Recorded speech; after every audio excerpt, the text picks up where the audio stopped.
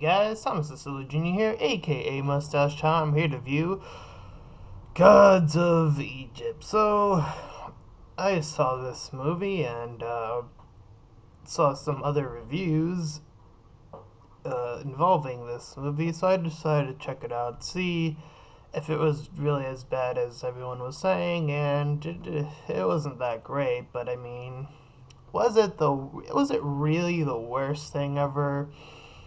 I don't know, but anyways, the story is pretty much Hamlet, or as some may other refer to as The Lion King, but like a live action version that just happens to take place in Egypt. So Horus is the son of the god or whatever, and then this his uncle Set, I think his name is, played by Gerald Butler, comes and kills him, the father, and takes over and rules Egypt with an iron will and wants to take out all the other gods because they're killable for some reason. Uh, so it's up to Horus and this young kid named Beck to find a way to stop him. So they have to go through these trials and tribulations to get back this eye, which will help Horus at least transform again. I think that was the case. But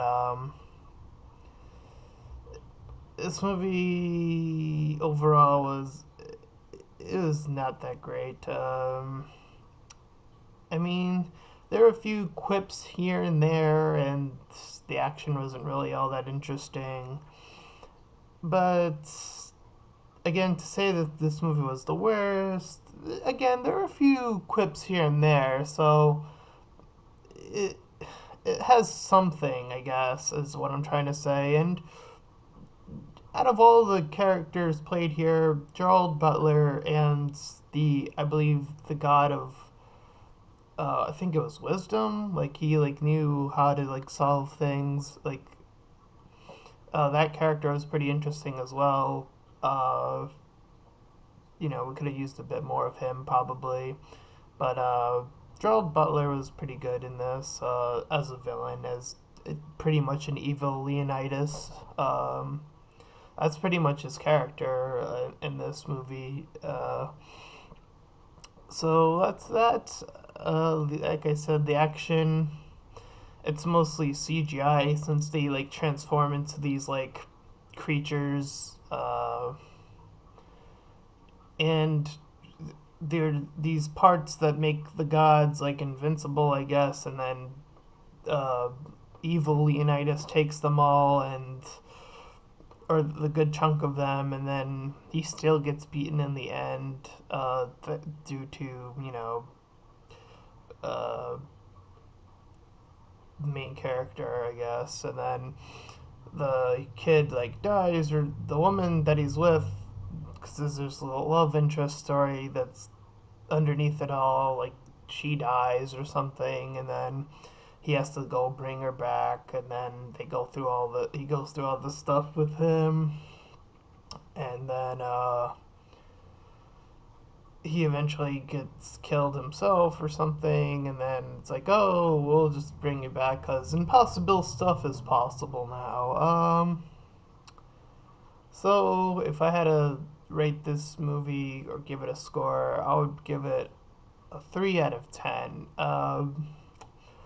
There are a few good bits, but they're so squandered in between just a bunch of slog. And I the whole diversity thing aside, I try to just look at characters just as characters. Not really trying to say character. As someone who wants to see something that is diverse, I don't. If that's the direction they want to, the creators want to go in, let them do that. You know, I advocate diversity. I want to have my thing become a movie because I would want to showcase that diversity. But you know, the lack of diversity, whatever, all that nonsense. it doesn't really change the film at all, to be honest. If they had cast other characters, or other actors, I should say, I don't think that would have changed anything in this movie, to be quite honest. So please stop complaining about diversity. I'm sure somewhere down the line, enough people will listen, and maybe somewhere down the line, I don't know, that will change, but that's not going to change the quality of a movie. I, I don't know. Anyways, complaining about that aside,